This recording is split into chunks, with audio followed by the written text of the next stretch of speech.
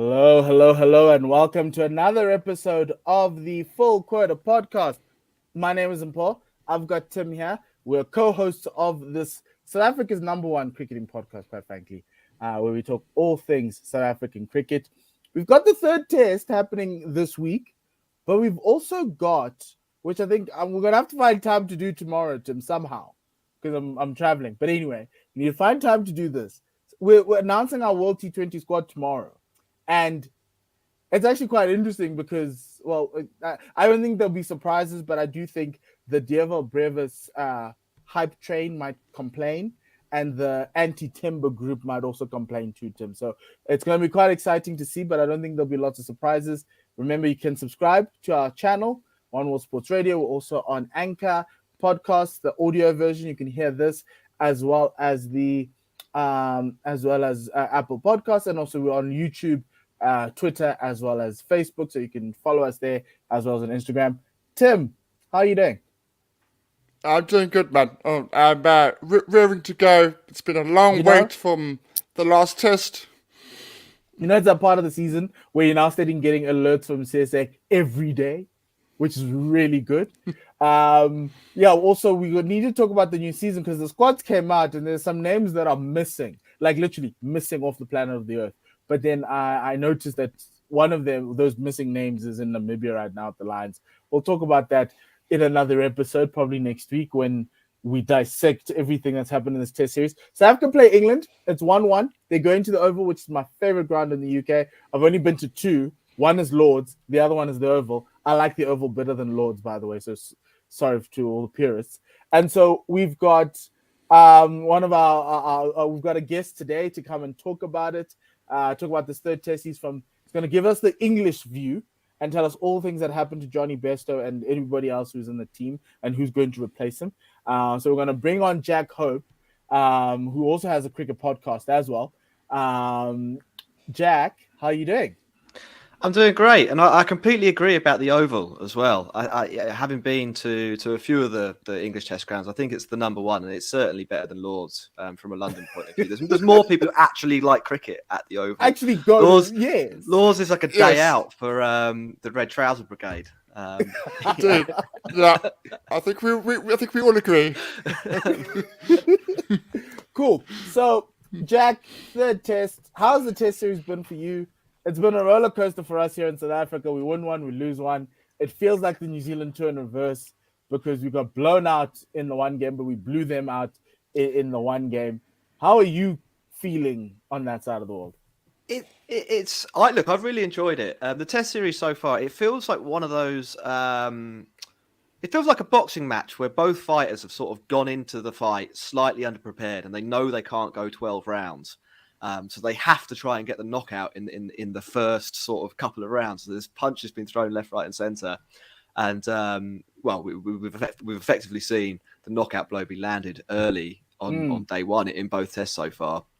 I wouldn't be stunned if we saw that again in the third test. But yeah, in short, I've really enjoyed it. I think the quality of cricket's been pretty good. There's been some great bowling, especially from both sides, and I think it's probably fairly balanced at 1-1 at the moment. Yes, fairly balanced, I would say so. I don't want 5 wickets falling in the morning of a test, even though I think if South Africa's bowling, I'd take that. Because you wanted to go to the weekend at least. I think these test matches haven't lasted the weekend. But from an England perspective, I think the big news for England is that Johnny Bairstow is out, and I'm assuming Ben Duckett's replacing him. Or is there anybody else that's replacing him? But obviously, Johnny's out with that ankle injury. So Bairstow's out. Bairstow's out. What happened to Bairstow? He was playing a round of golf, and he was walking to the next tee. So he just putted. He was walking to the next tee, and I don't know if either of you guys are golfers, but quite often the tee box is slightly raised. And I think he was walking up onto the tee box, slightly raised, slipped. And according to the BBC, has suffered a suspected broken leg, which is a shocking injury to happen to anybody going about their life. I think from an England point of view and from a Johnny Bairstow point of view, and we have to remember the sort of Johnny is the person it's happened to. I think it's absolutely devastating because he is having a fantastic year, a historic year in Test cricket, 1,000 runs. He's played some astonishing innings, starting away in Australia when he was one of the England players to stand up, but then back again against New Zealand and India. So like really, really sad for him, and a shame with a few tests left this year that he won't be able to, complete his magnum opus, if you like. On the replacement side, Ben Duckett is the man that has been called up into the squad, but I would suspect that England will play Harry Brook on Thursday when the test kicks off. Duckett's a man. I think he's played a couple of tests as an opening batter of all things away in Bangladesh. Which was that series. Pretty, I remember that series. a pretty challenging gig for only 2 tests. Then he went to Australia and poured a pint over James Anderson, and well, basically no one heard from him again until recently. So I think Duckett being back into the team is maybe part of his overall England rehabilitation, maybe with a view to actually playing him in the 50 over stuff, which is maybe his strongest format. England cricket politics being what it is, you have to be around a squad before that can happen. So I think that might be the view. Harry Brook's the next, and everyone in England loves this expression, the next cab off the rank, the person who's in waiting. So I would expect we'll see Harry Brook at 5 for England on Thursday. Okay, that's actually quite interesting. Yeah. I tend to agree. Although I've been incredibly impressed with Duckett's approach this season in county cricket, he does seem to me like a different player to that player that played that test match in 2016. Far more mature, and he's not just chasing deliveries that he was chasing 6 years ago. He's far more playing within himself. Still playing that attacking approach, but far more balanced, if you like. Secretly, I have to say, although we lost, and I'm gutted South Africa lost, and in the manner they lost, I'm secretly happy that the runs came from Ben Foakes. I've always been a wicketkeeper batsman fan rather than a batsman wicketkeeper, so I'm delighted for the wicketkeeper batsman fraternity that Foakes has now got those runs behind him. He scored those runs. How important do you think that was? Because he was under a little bit of pressure prior to that 100.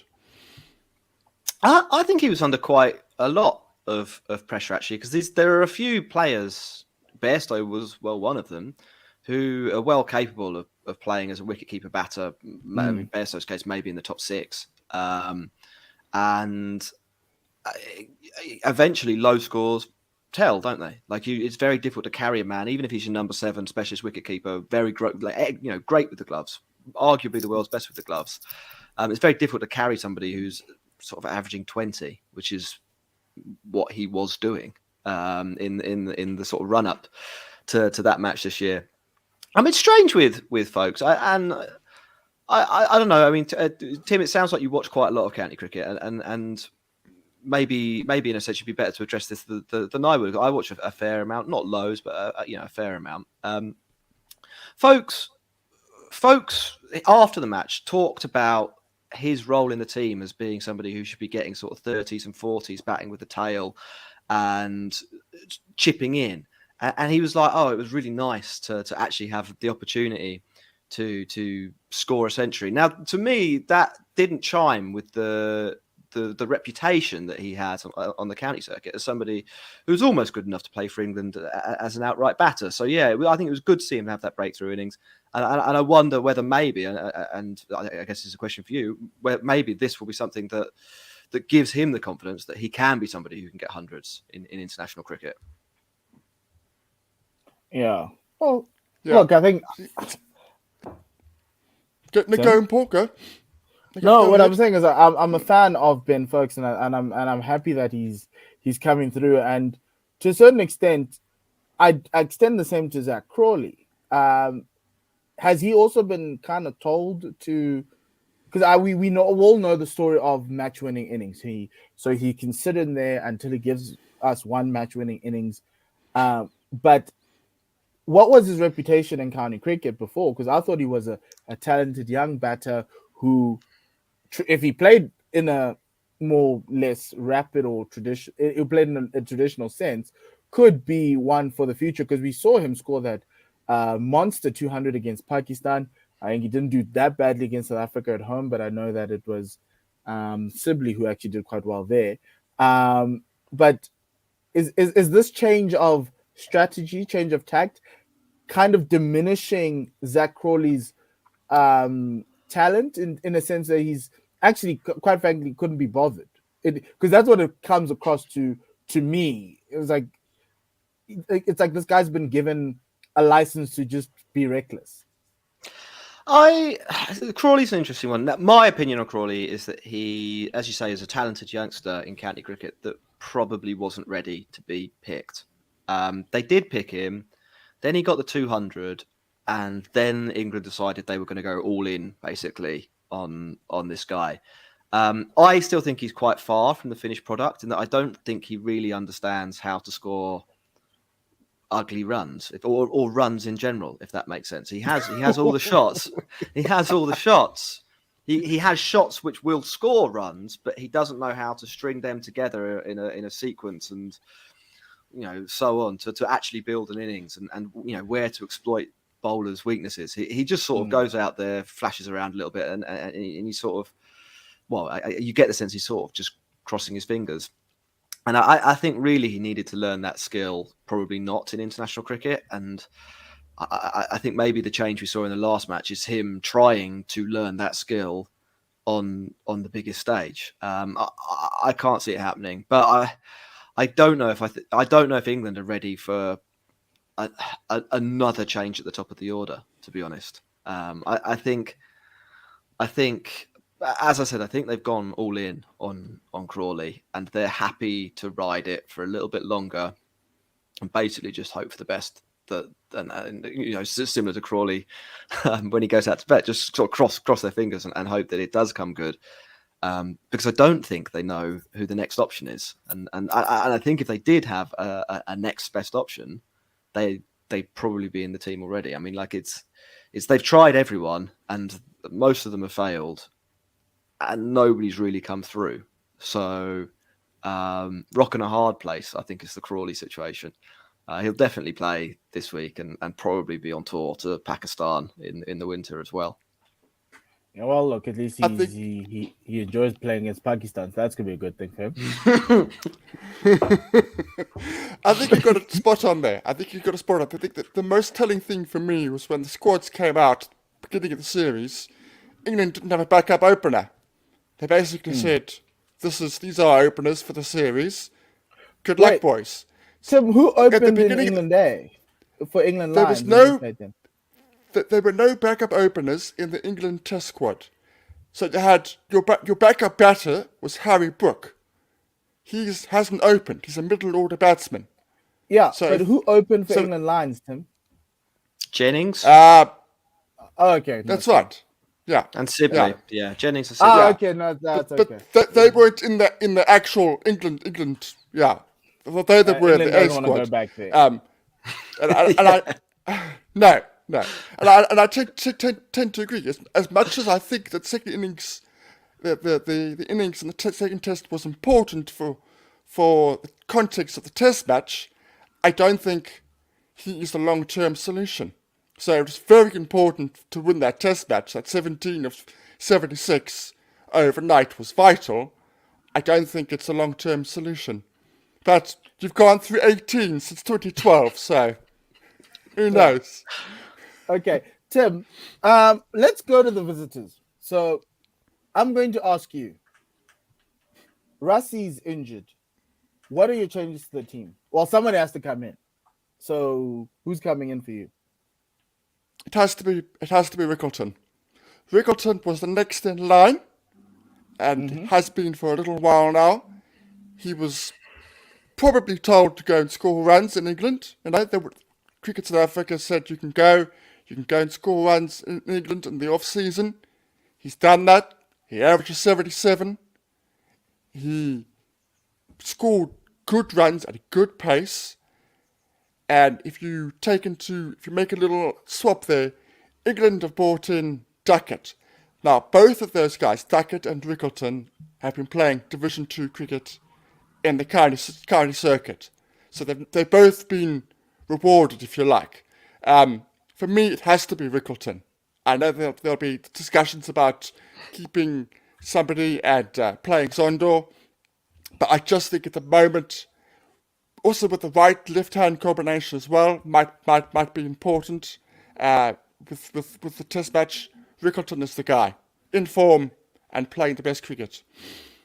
Don't you think you'd want to bring in someone more experienced in that role, largely because it is a decider? You are looking for all Test Championship points. So what was the point of bringing in Vian Mulder if you're not going to play him? You could have just left him with whatever Division 2 county he's been scoring runs at. Well, I would have done exactly that. I don't understand why Vian Mulder is in the squad. I have absolutely no idea why he's in the squad. It worries me that they're going to play him. That worries me greatly. I wouldn't be touching him. I'd be saying he's the most experienced out of Zondo, Rickleton, and Rickleton. With a Test match average of 15, South Africa have gone into the series picking experience and have failed. They have failed. So why are you going to go with somebody who's already played Test cricket when you failed with Markham? You failed with Rassie van der Dussen. Both have failed. Both have had a really poor series. Go with the guy that's going to be there for the next 3 or 4 years. So let's talk about pretty privilege, also known as Aiden. Another one who's forgotten how to score runs consecutively or string them all together. Beautiful shots, but he's forgotten how to build an innings. He's going to play, but I know you don't want him there, right? But I know he's going to play. Because of what's happened. Yeah, he's going to play. If Rassie... So then why don't we back him like England are backing Zach Crawley, knowing that there's a match winning inning coming? Because that's what he is right now, right? He's our version of getting us close to the aggressive style of cricket that England want to play than everybody else. And also he's batting at 4 when he used to open. So surely this should be another opportunity, and we give him the Australia series as well to kind of see if this Markham thing works at 4, even though it hasn't worked. I get that argument, and I think that's the way that they will go, and I think purely on the Rassie van der Dussen injury. I think I said before in last week's podcast, I don't see Markham in his current form where he is mentally taking South Africa forward. Now, talent-wise, he might score 100 on Wednesday. He may well score 100 because he has that ability. But is he going to take us forward over the next 6, 12, 18 months? I do not believe that. So I would rather go with... Surely. Let's bring Jack into this. Jack, what do you think of all of it? So it was still more of a general question about Markram. He got 2,000 runs in Test cricket now? The first 1,000 at 55, the second 1,000 at 25. Yes. What from a technical perspective, what is it that happened to him? Because you don't go from mastering the game to being sub replacement level overnight, unless because you're I don't know, you've lost confidence. You might go from averaging 55 to averaging 40 if you lost your confidence, but you've 30 runs. You're more than half as bad. Like what did something happen to his game? Can he not play the short ball anymore? Is he terrible against off spin? Like what happened to Markram that transformed him from Tim and I have different views, but I'll let Tim start. I think it is 95% mental. I think that it's got nothing to do with lack of ability. It has got 95% to do with when he goes out there, he looks like he's going to get out. And I genuinely think he needs to have a couple of sessions with a Paddy Upton sit around the table, have a few braais, have a few chats, and talk about the mental aspect of the game. I think that he's struggling from that point of view. However, I also think what is playing a part here is he's been moved from opener to middle order. So he knows he's failed at the top order, and he's now trying something different in the middle order. So it requires a very different approach. He doesn't know whether his way of going about it is to take the attack to the opposition, or whether it is to soak up as many balls as he can, get himself in, get himself settled, and then build an innings. He can't do either or. He's doing a bit of both and getting nowhere. A bit of both and getting nowhere. Okay. I'm trying to pick up his stats, right? Aiden averages 85 against Bangladesh, and that's when he started. 60 against Australia. He scored that lovely 100 against Australia. 200s against Australia. In that series where Australia were going crazy, they played really well, and then all of a sudden they just fell apart because of Sandpapergate. He averages 11 against England, 16 against India, 18 against New Zealand, but we will give him that. Pakistan actually does well, 47, helped by that 100 last year. 26 against Sri Lanka, 21 against the West Indies, and 125 against Zimbabwe. But from a year-to-year average, it reads 95 in 2017, 33 in 2018, 28 in 2019. He had one innings in 2020 and he scored 68, so he averages 68. He averages 34 and 15. All I can tell you right now from that, and that alone, is that this guy's been found out. Yeah. He was talented, but he's been found out on a couple of things. He doesn't know where his off stump is. He'll never know where his off stump is. He'll take a middle stump guard, he'll take an off stump guard. He still doesn't know where his off stump is because he keeps on pushing through. He knows his best asset is a cover drive. And he can play the short ball and everything else, but they don't test him on short ball because he's good at that. They just keep it full, keep it in that channel, and he'll just swaft at it. He's got hard hands, and in as much as I see his talent, it works for T20. It works for ODIs, and we haven't seen that in ODIs yet. But for me, it's a guy who was overhyped, who, yes, had the talent, but never actually, I know he works hard. It just never translated because everyone else just caught up to him. He's just can't, as you say with Zach Crawley, just can't figure out how to score ugly runs. Dean Alger scores ugly runs for a living. And my question was, when you're sitting there across the other side and you're getting out for 10, 20, 12, whatever it is, and you're watching Dean Alger just nugget and punch balls off his body and run for singles, what are you thinking? Do you just think like, no, I'm a better stroke maker? And I think he's a guy who's just always going to be a textbook stroke maker, but doesn't have the ability to stick it out.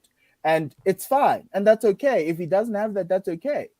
I've seen enough. I've seen way enough to tell you that for me, I don't want him back there. But because of the talent, you kind of have to give him a run at 4 to see maybe 4 works.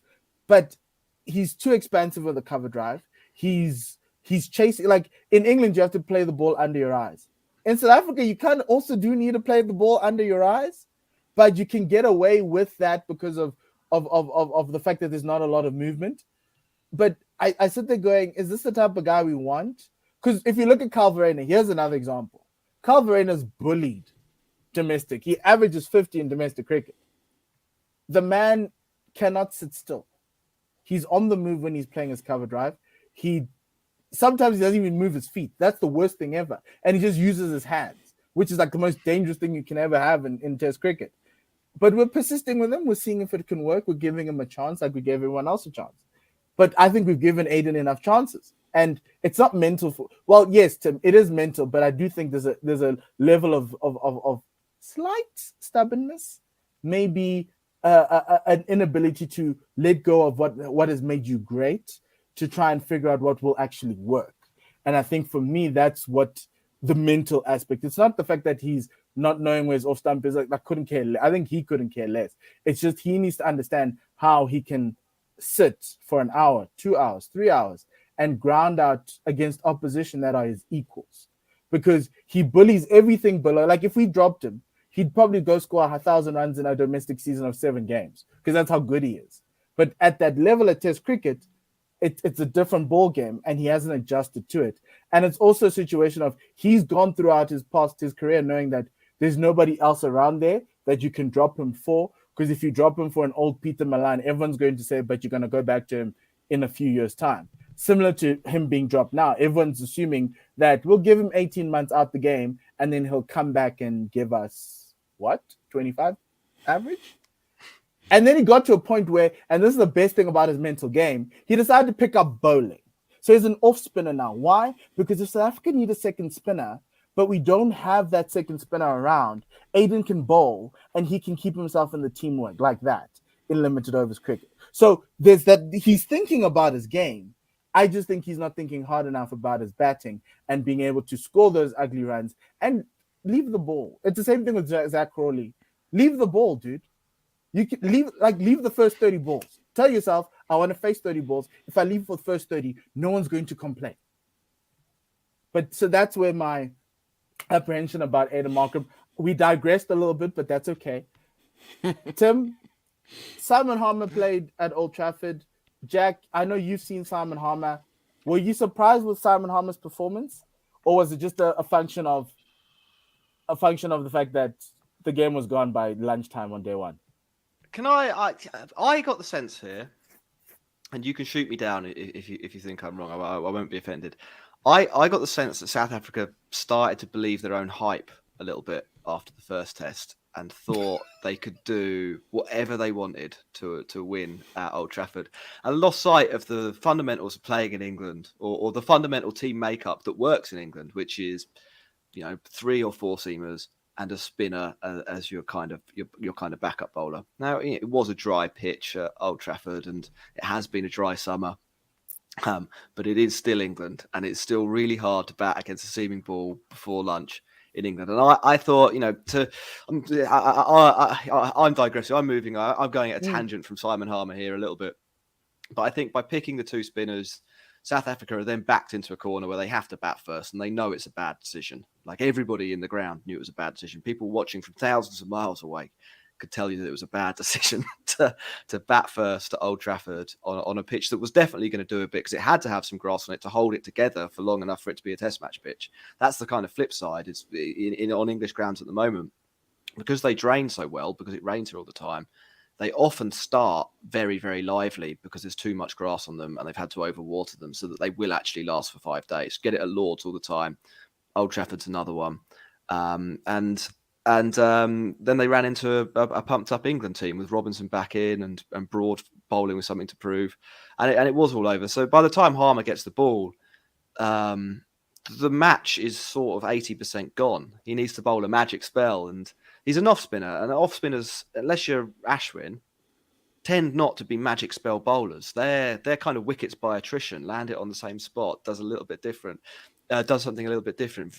5 balls at 85 kilometers an hour, 1 ball at 95 kilometers an hour. It's that kind. That's how you get your wickets. It's not magic balls, and England never. There was no pressure on England to score. It was day 2.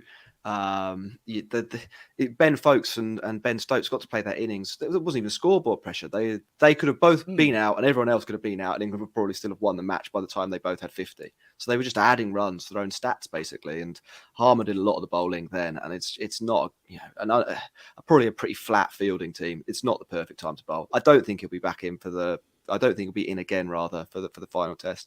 I don't think that's necessarily an indictment of him. I just think it's very difficult to play or to have an attack with 2 spinners in England. Finally get somebody who agrees with me. Tim, defend your boy. Defend the decision to bat. I defended him last week. I don't agree with Jack, which is why I brought him on. Which is good. Look,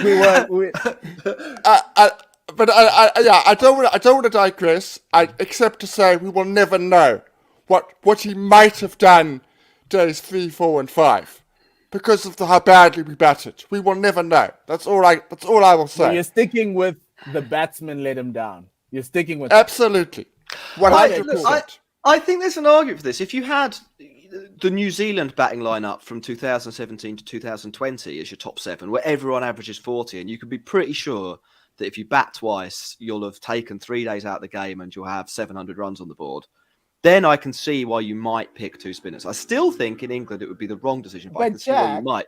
South Africa have got like 3 batters. But They've got less batters than England. Jack, the problem with South Africans and those who love Simon Harmer is they think that Simon Harmer bowls magic balls every ball he bowls.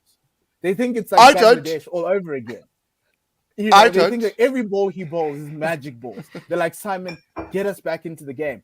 But anyway, he's the second best spinner in the country. He's going to be behind Maharaj for a very long time, which is fine because we're not going to India anytime soon. So, yeah, look, Simon's enjoyed it. I don't want to see him at the Oval, which brings us to our 11s. Jack, are there any other changes you're making to England apart from Brooke coming in for Besto? Oh, it's a good question. They might tweak something in the bowling. Matty Potts has had a pretty good summer. Stuart Broad, I think, has played every test match. Maybe they rest Broad. On the other hand, they've had 2 weeks off, haven't they? It's the last match. This is the decider. And they're playing England, golf, so... Yeah, England have been pretty consistent with their selections this summer, and I think Stokes, that's one of the things that he seems to value, and I think it's one of the things that Brendan McCullum supports him on. So I would be a little bit surprised there. I would imagine it would be the same lineup with Brooke at 5 and the possibility of Matty Potts coming in on the bowling side, but I would rate that chance as less than 25%. Less than 25. I've loved Matthew Potts, and I was surprised to see that everyone wanted the Ollie Robinson in, but I get obviously they're different bowlers. But I think for his debut season, he's done really well. Oh, it's been a real find from an England point of view that a guy who wasn't on anyone's radar, 6 months ago, 3 months ago, has come in and looks like a very capable international quality bowler, at least in England.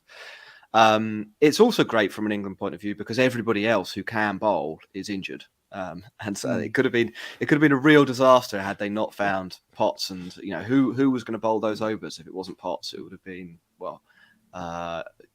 literally who knows. So I think that's good. Probably in reality, he's still going to be 6th, 7th choice in the England seam attack if everyone is fit. Wow. I think you've got Broad, you've got Anderson, you've got Robinson, you've got Wood. Probably at home, what Wokes gets in above him. Archer definitely gets in above him. And then what are we down to? 6th. And then Potts has probably made the case that he's about 6th. That's not too bad. England will rotate their bowlers. Broad and Anderson, despite what everyone kind of thinks, they aren't going to go on forever. There's another 12, 24 Look, Tom months Brady's playing at 45. I don't think James Anderson's wife needs him at home just yet. I'm not wishing retirement on him, but I think Ash's summer next year, he's clearly still good enough. One more Ash's summer, I think that's a good time to. Not really. As long as he can bowl, it would be a good thing to go then. That would be a good time. The only thing that makes me doubt that is that he'll probably at that point be in range of 800 wickets, and maybe he'll carry on to get the 800. I don't think you'd be complaining.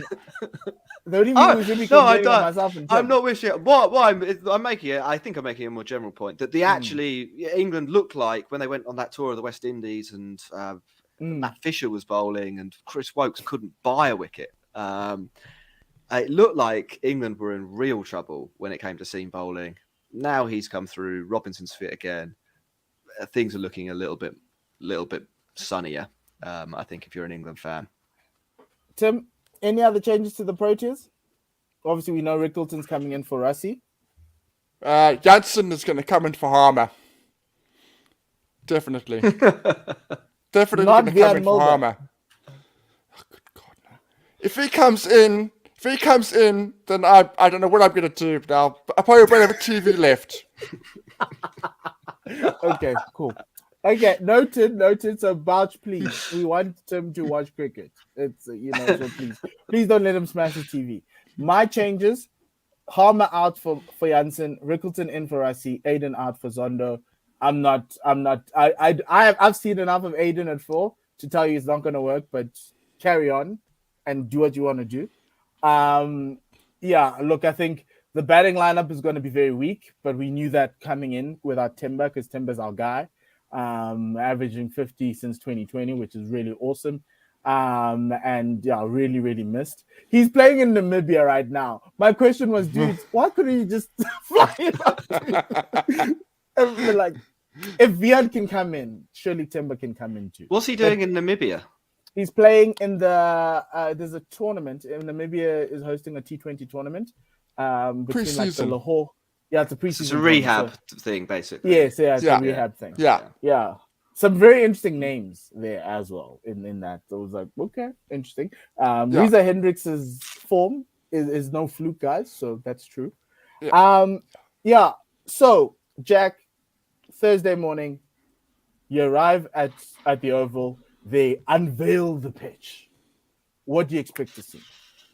So the oval pitches this year have been relatively flat, quite fast and quite bouncy. Actually, they've had. I don't know if you've followed much of England earlier in the year, but Jamie Overton came into the team basically off the back of being quite fast and quite fiery at the Oval, and that's sort of how the pitch has been. They have turned a little bit. I'd expect it to be. I mean, I always think the Oval is quite a good cricket wicket as well.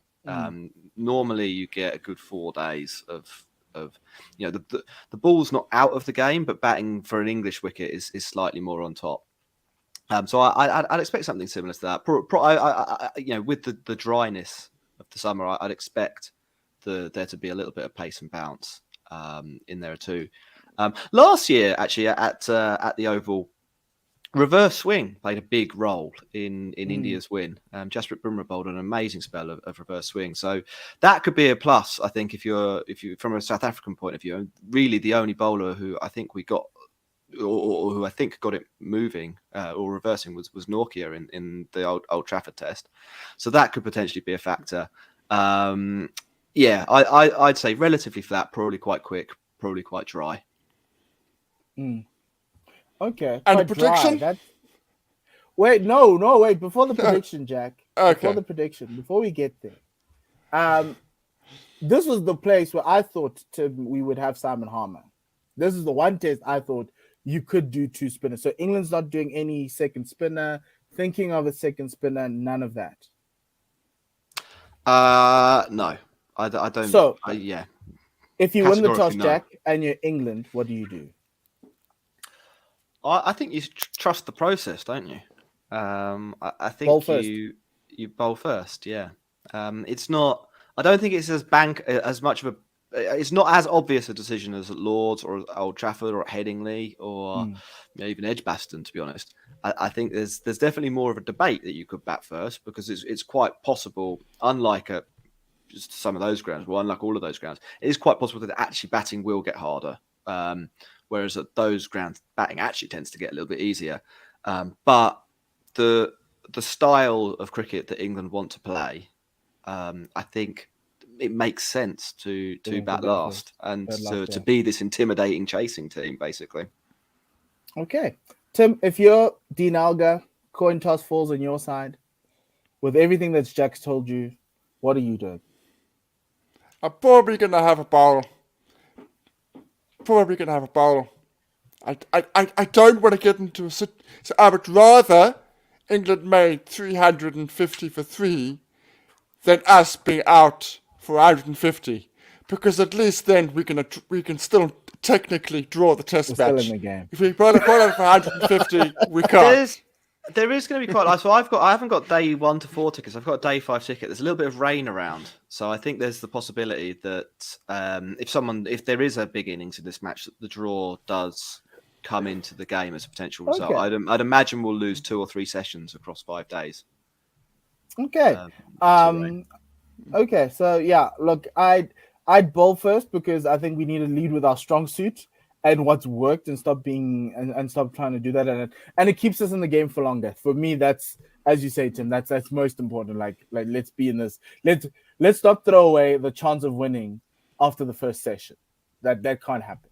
But Jack, who do you think is going to be the standout performer across both teams? So pick one from England and one from batting and bowling.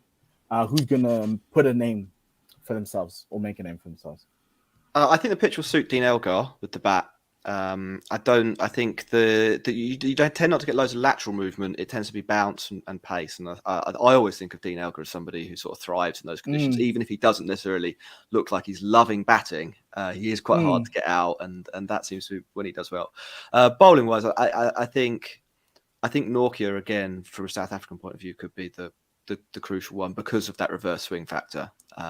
Assuming it isn't like a 150 plays 150 shootout, somebody who can get you 3 wickets when the score's 200 for 4 and suddenly change the whole match because of the ball's going from side to side is so valuable. And just the raw pace factor as well is massive there.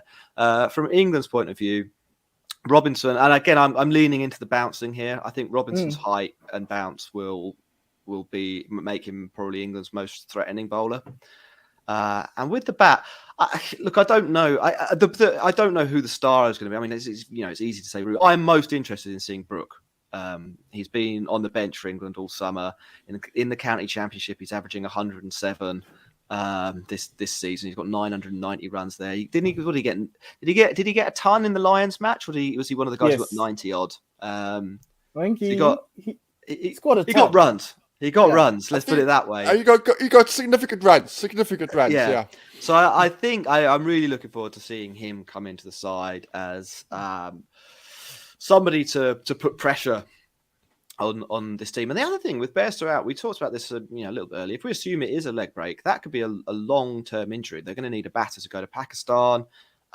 If he gets any runs, he's probably booked himself on the flight to Pakistan. If he gets any runs in Pakistan, he could be penciled in as somewhere in that England lineup for a big home summer next year with the Ashes. And everyone in England always talks about the Ashes, but part of the reason for that is that it is true. It's like England with the cricket's World Cup, basically the home Ashes. Like people do pay attention to it. It is where you build your legacy. It's how Ashes runs. They count double. And he's. This could be the start of that story, or he could get 2 ducks and we never see from him again. Like it's no, well, I don't think so because Johnny Bairstow is out, so I think they'll give him some time. But you don't want him to get a pair because I remember with South Africa. I remember when Carl and Keegan Peterson started in West Indies last year. They actually were I think Keegan got a duck and it just didn't look good. And but look, now they're fine. Tim, who are your standout performers that you're expecting to see come through in this one? I'm going to go slightly different. I'm going to go Judson. Yes. England batsman didn't like him in the first test match. Which is why dropping him made no sense. And when they dropped him, I can tell you that England dressing would be rubbing their hands in excitement. The fact that they didn't have to play him with this different angle from over the wicket, the left arm, his ability to get bounce from a good length, not just from pitching it short. I think he could potentially cause all sorts of problems. In terms of England,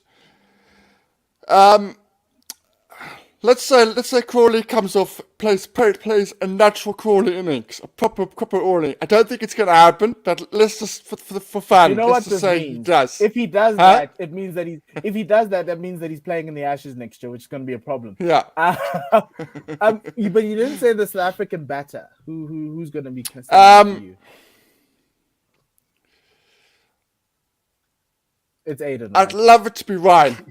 I'd really love it to be Ryan, but it's just screams Aiden. He was disappointing in the A game, so I'm saying Aiden. Yeah, honestly, it says Aiden 100. Yeah, it screams. Yeah. And look, okay. I think from my side, I'll go Lungingiti. I think this is it for him. I think people don't like. Jack was talking about, someone who can give you 3 wickets in a spell and teams 100 and 200 for 3 and he just comes and gives you 3 wickets. I know this deciders are Lungi's thing. So this is a Lungi game. He's gonna have a spell where he just holds root and Stokes down and probably even get the wicket of Harry Brooks somewhere along the line. I think Lungi might enjoy bowling here. Even though people don't like him. people don't like him, but I'll say that. But Marco's good.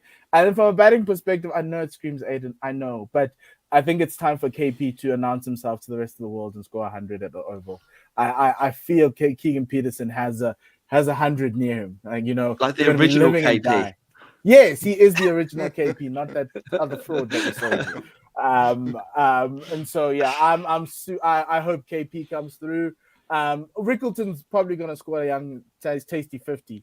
But yeah, look, it's probably going to be like a 200-run partnership between KP and Aiden Markham, and then that's going to be like, oh, South Africa's 3 and 4 for the next 5 years, and then we're going to get averages of 25.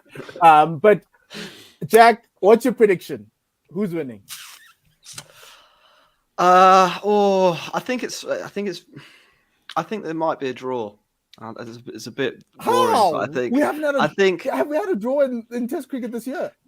I think the weather is actually going to be a factor in this. It's also, we're heading towards mid-September, bad light. It means it'll be difficult to play till 7 p.m. to make up the overs like you can in the high summer in England. If you lose 3 or 4 sessions to rain, I think things could be tricky. And the Oval, it tends to be pretty good for batting for at least 2 or 3 days. So I think the draw is well on. If I'm going to pick a team, I think England. I don't know. I'm saying that, then I know Bairstow's out. It's very, very hard to call. But yeah, I'll play for the home team. England are going to win. Tim, are you playing for the home team too? Yeah, I'm gonna have to. Cricket? It can go either way, bro. Honestly, it could. This is really on a knife edge. I thought after the first test, I thought we could really make a statement. Yeah, I was a bit arrogant maybe, but I think it could go either way. Honestly, I'll say us just South Africa. Just. Okay, we're blowing the barn door out of England. We're putting them into bat, and then we'll be 5 down at lunch, and we're going to see this entire thing all over again. But this time, we're actually going to score 700 runs just for the fun of it. Because, look, guys, Hashim Amla scored a triple century. So, the last, like in 2012, I want that again. I want that feeling again. Give me that feeling. But no, I do think South Africa will win this one. I think they, yes, batting-wise, Ben Stokes, Joe Root, great. But our bowlers have the edge over their batters, even though our batters are, at times, you watch them like this. But outside of that, have to be patriotic, so we're going to have to go with that. But I like South Africa playing at the Oval. It's pretty nice. Anyway, look, that brings us to the end. Jack, thank you very much for joining us. Where can people find you? So there's 2 places. One, the Cricket Podcast is the name of the podcast, which is quite an eeasy one to remember. But I'll say it again: The Cricket Podcast. Little blue logos from cricket pads. And then if you're on Twitter, at JackHope0, like a duck 0, yeah. Okay. Which wasn't the intention. There was just someone had picked at Jack Hope, and then I put a 0 on the end of it. Why wouldn't you Jack Hope 1? Well, it could be Jack Hope 1. It could be Jack Hope like 175 or something like that, couldn't I? And at least give myself a good score. But no, it's Jack Hope 0 on Twitter. Yes, we know your test debut is going to come out with that. But Jack, thank you very much for joining us. Tim, thank you very much for joining us. Enjoy the test match, everybody. It's going to be a banger of a test match. Hopefully it doesn't end after 3 days. But outside of that, have a good day. Goodbye. Good night. And le sale cacajizo.